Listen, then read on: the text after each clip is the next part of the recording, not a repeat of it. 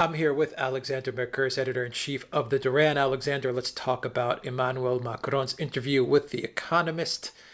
And he had some really memorable quotes here, to say the least.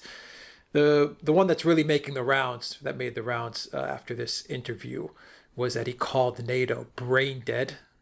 Correct? That was the words he used? Brain Yeah, dead? that's the word. That was the words he used.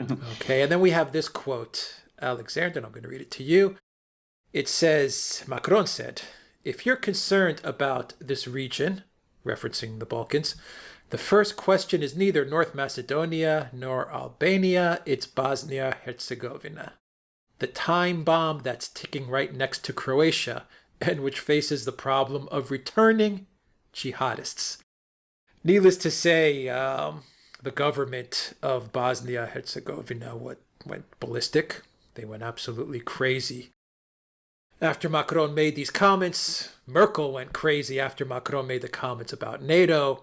Just about everyone went a little bit, lost their minds, went a little bit nuts after Macron's interview with The Economist of all publications as well. Yes. So get into this story and Yes. give us your assessment of what's going on here. Indeed, and I would add something else which Macron said, which I think is extraordinarily interesting and important. He said that France will block any further extension of the EU until the EU is reformed.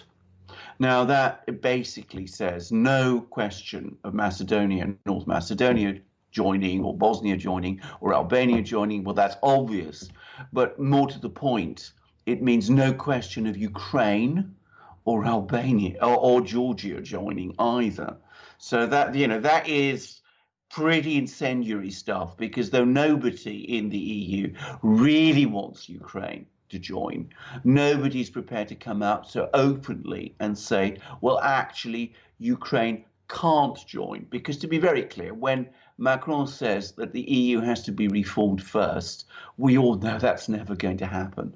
So that's what he's saying. Now, this is extraordinary stuff, and you're quite right in saying that Macron chose in The Economist, the most bizarre place to give an interview like this. The Economist, for those who don't read it, I mean, I do read it, is perhaps the most extreme Atlanticist, anti-Russian publication in Britain, and that's against some very stiff opposition.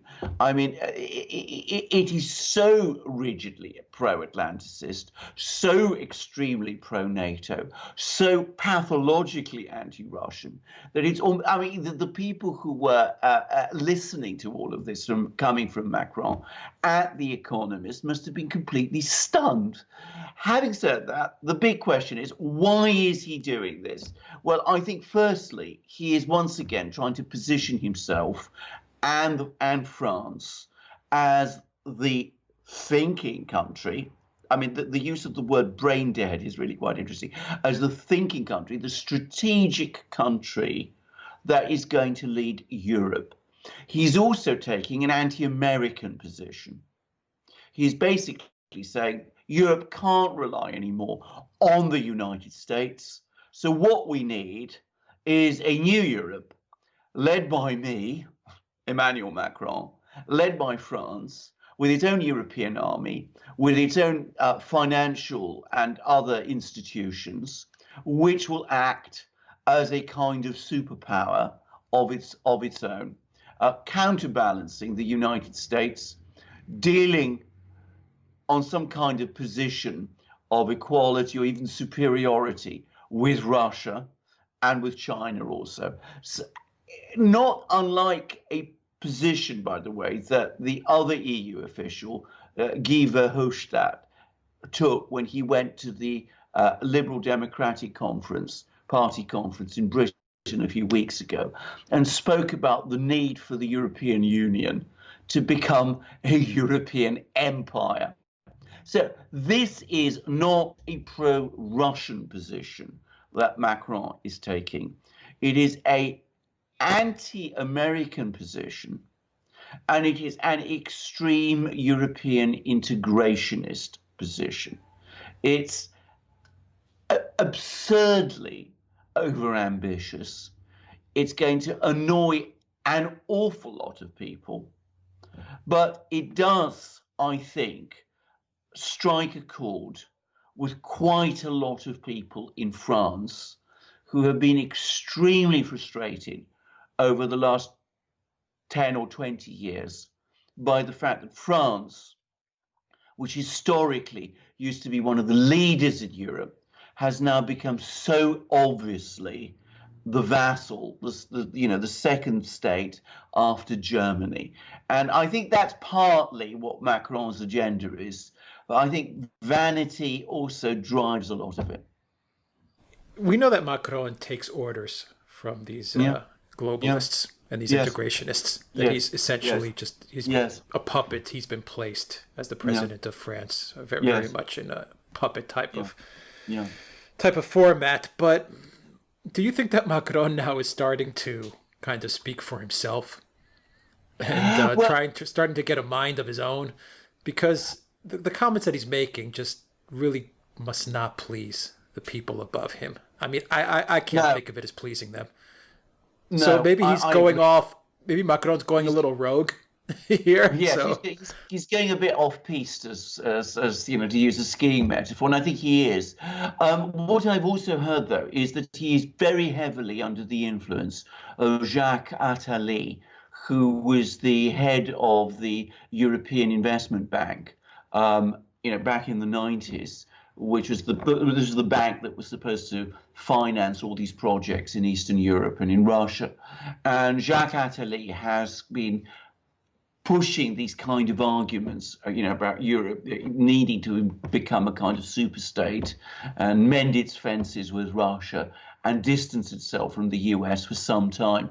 And Attali, to be very clear, is a globalist and an elitist, but one of a slightly different kind. It's almost, if you like, a kind of argument amongst globalists. But you're absolutely right. The majority, the overwhelming majority of elite people are going to be very annoyed by these comments that Macron is making and by these stances that he is increasingly taking. I mean, he's opening up to the Russians, incredibly condescending and patronizing, as he obviously is. His refusal to have North Macedonia and Albania within the European Union, his quiet deals with Boris Johnson, all of this now, it's becoming cumulative. And this interview, this extraordinary interview in The Economist, will have made them even more angry. Incidentally, and coming to the point that you made right at the start of this program, on many of these points, I mean, whatever you think of Macron, and as you probably gathered, I don't think very much of Macron, I mean, he's absolutely right when he says that NATO is brain dead, that it in effect acts on a kind of automatic pilot, that it is simply expanding and enlarging and drifting into confrontations in all sorts of places, and that it has all kinds of free riders. So, the Turks play a game in Syria, or the Poles are doing things in Ukraine, which they don't really discuss with other alliance members. And then when it all goes wrong, they come running to NATO and ask for NATO to support them in whatever adventure that they've embarked on and whatever mess they've got themselves into. In all of these points, Macron is absolutely right. And give the man credit where it's due. It's good to see one leader in Europe, an important leader, finally saying these things. But as I said, you only have to look at his background and look at the kind of policies he is advocating to see where he's coming from and to understand that he doesn't really represent a fundamental change in the outlook that we've come to associate from the kind of elite people like him. Yeah, but Macron is saying this so he could, push the EU army. I mean, yeah, absolutely. That's his main goal, is to get an EU army out of all of this. So he's, Exactly. What he wants is an EU army commanded by France, which has the best military in Europe, except Britain. But of course, Britain is going to be leaving the EU, and he wants Britain to leave the EU. We've discussed this many times. So he wants an EU army headed by France. He wants centralized financial institutions, which will enable countries like France to get their hands on German savings. That's what that's all about, ultimately. And he wants French control of the European Central Bank. Well, he's got that with Christine Lagarde. And French control of EU foreign policy. Well, he hasn't quite got that, but he's working towards it. That's what Macron wants. He wants a centralized Europe under French control, as opposed to the kind of Europe we have now, which is a little less centralized, but is very much under German control. That's the fundamental difference. He also wants a Europe led by France, which is more distant from the United States, so that France can control it the more effectively. And of course, we've got to talk about the domestic side of things, because I'm hearing reports from France that the situation there is deteriorating again, that, the Gilets jaunes have not gone away. I've been told that the mood in France, someone recently described it to me in an email as explosive. And of course, for the first time, Macron has been overtaken in the opinion polls by Marine Le Pen. So Marine Le Pen is someone who does stand for a authentically Gaullist foreign policy, not a foreign policy, a French foreign policy that seeks to dominate Europe through the European Union and to submerge France in the European Union. She wants a much more sovereigntist approach by France, but she wants a more assertive France. And I can't help but think that at some level, Macron, feeling under some degree of popular pressure, is now trying to steal some of her thunder. All right, I agree with that assessment, Alexander. Let's look at the time bomb quote that Macron said about the Balkans. Now, this is a tweet from the Bosnian Muslim community spokesman, Mohamed Jusik. And he says, quote, "Some 300 Bosnian citizens, most of them women and children, went to the battlefields in Syria and Iraq, compared to over 1,900 French. These days, France awaits the return of 450 jihadists. I don't see how this is a bigger problem in Bosnia than in France." So that's his quote. I mean, obviously, France is magnitudes larger than Bosnia is. So, I mean, he's a little off base here. But assess his quote, assess the anger that Bosnia now has towards Macron, that Croatia may have towards Macron. All the Balkans now are kind of looking at Macron. But we've said it many times. You've said it many times on many videos, Alexander. The Balkans is a time bomb. Now, which country you say is going to go off first, I guess that's up for debate. But there's no doubt that if the Balkans does not get resolved, all the tension there, it is a time bomb. Well, can I just first of all say that Macron is right to talk about time bombs in the Balkans, and we've talked about them so often on our programs that, just as you said to me in an email, when we first heard about this, maybe Macron or people around him have been watching our programs, because Western policy has created not just a time bomb in Bosnia, it's created time bombs all over the Balkans. What they've tried to do, what they've set out to do, is that they've tried to encircle Serbia, which is the country they are most antagonistic to, because Serbia is close to Russia, historically, traditionally, politically, militarily, even to some extent now economically. They've tried to surround Serbia with a string of microstates: Bosnia, Montenegro, North Macedonia, Kosovo, all of which are weaker than Serbia, far weaker than Serbia, and against all of which Serbia has entirely legitimate grievances. And all of these microstates are extremely unstable. And within every one of these microstates, there are large pro-Serb minorities. That's true of North Macedonia. It's true of Kosovo. It's true of Montenegro. And it is very, very true of Bosnia. Now, Bosnia, about 40% of the population of Bosnia, it might even be more than that, consider themselves to be Serbs.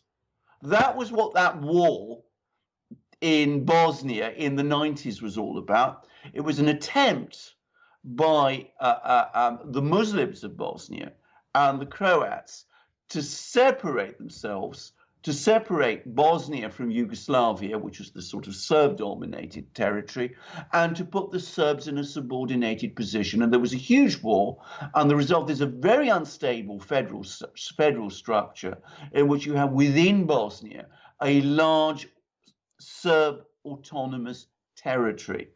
And this has never really stabilized properly. And Macron is perfectly right. This very unstable Bosnia, I mean, to propose to bring it into the EU when the agenda of doing so is clearly to further isolate Serbia, when 40% of the population of Bosnia consider themselves Serb, is crazy. It is going to intensify even further the possibilities of conflict in the Balkans. So Macron is perfectly right in what he's saying. And by the way, he's also absolutely right on the jihadi issue, because this point, that, more people went from France to fight on the jihadi side. Most of those people who went from France to fight on the jihadi side were, I've no doubt about it, they would have been Algerian French or Moroccan French or people of that kind. The people who went from Bosnia to fight on the jihadi side in Syria and in other places would be ethnic Bosnian Muslims, indigenous people. Moreover, there is no doubt that during the Yugoslav wars, the Bosnian Muslims received an enormous amount of support from the Muslim world, including from various Islamist groups who were already, in many cases, involved in jihadi terrorism and who eventually evolved into outright jihad, the outright jihadi terrorist groups like Al-Qaeda that we know today. In fact, I can remember people talking about it and being concerned about it at the time in the 1990s. So what this Bosnian Muslim politician is saying is complete nonsense. It is simply not true, and he knows it. All right. It is a very complicated situation, and Yeah. like Macron or hate Macron, as you said, we're not too fond of Macron. No. On this specific point, that the area Yeah. is a time bomb, he's right. Once again, Yes. Yes. We can dissect which part and which area is the most troubled. Yes. It needs to get resolved, though. Yes. In a peaceful, there needs to be some closure in a peaceful, organized manner, somehow, some way. There needs to be a general settlement of the situation in the Balkans. Now, that is certainly possible. It can be done, but it can only happen if this agenda of isolating Serbia is abandoned. And that means acknowledging and accepting and respecting the fact that people in Serbia and in other places in the Balkans will want to pursue their own policies, their own policies that are in their own interests, and that may include having a close relationship with Russia, which many of the people in the Balkans would feel a strong affinity to, and which has a long history of involvement in the Balkans. So that's something that, of course, most NATO leaders don't want to accept and don't want to understand. And that's part of the point that Macron is making when he says that they are brain dead. Yeah. And it's the wrong model. The get into the EU, get into NATO, or get into NATO, get Absolutely. into the EU. Absolutely. This model is a road to nowhere. It's a road to war. It really is. It's a road to war, just as it has led to war in Georgia, where with the breakaway of South Ossetia and Abkhazia, and a short conflict in 2008 between Georgia and Russia. And it has also led to war in Ukraine, which people never talk about. They always talk about NATO and the EU being a force for peace. If you followed events in Ukraine, you would know that that was absolutely not the case.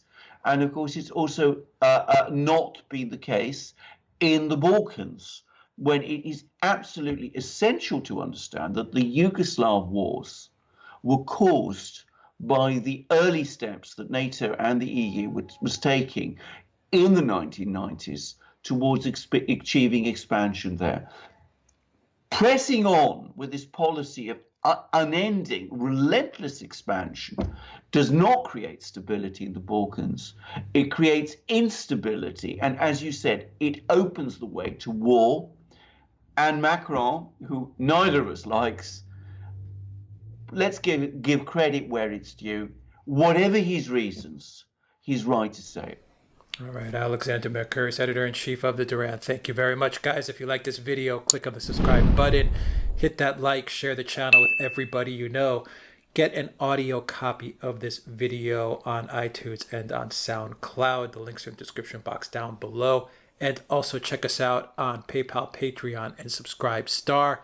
Donate to us. Your donation really helps this channel a whole lot. And check us out on Telegram. Subscribe to our Telegram channel as well. We're posting everything on Telegram. Find us on BitChute. We're posting everything on BitChute as well, all our videos, without fear of demonetization or censorship or any of that stuff. And we have our own platform, Duran Video, which we're developing every day. It's getting better and better. So check us out there, duranvideo.com. And of course, duranshop.com to pick up great merchandise. Pick Absolutely. any subject you want, Alexander, speak about of all the things we have going on. Of all the things we have going, well, I mean, BitChute, and as I said, our own platform. And can I just say, by the way, that we have been really encouraged, hugely encouraged, by the early and very rapid success of these platforms.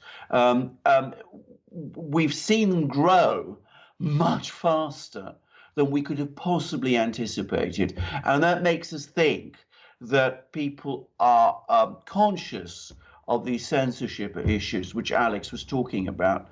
And clearly there is a thirst and a hunger for real news, which is what we try to give, and real analysis, which is what we also try to give. And no doubt that partly explains why people are going to these new platforms. So I encourage you to do so. We work very hard on them. And I think if you do go to those platforms, you will be satisfied. If you can spread the word about them, that will be great too. And of course, spread the word about our shop, all the great things that we have. Wonderful magic mugs, 15 ounces, beautiful porcelain, wonderful emblems like this one of the Russian Federation, or this one. I've got to be careful because it's got a T inside it, of the of Moscow. Both double-headed eagles, as you could see, different from the double-headed eagle I have embroidered on my Duran polo shirt. Absolutely great Duran polo shirt, 100% cotton. But we also have other kinds of shirts, equally good, short sleeve t-shirts, long sleeve t-shirts, great for winter, by the way, those. We got, cold weather in England. A Duran long sleeve t-shirt will keep you looking both stylish and warm. And we've also got V-neck shirts, and we got hats, and we got hoodies, all of the same outstanding quality. So what are you waiting for? Help the Duran. Go to our shop. Alex will tell you how to do it. Just go to the duranshop.com. You'll find a link in the description box down below. Alexander Mercouris, editor-in-chief of the Duran. Thank you once again. Take care, everybody.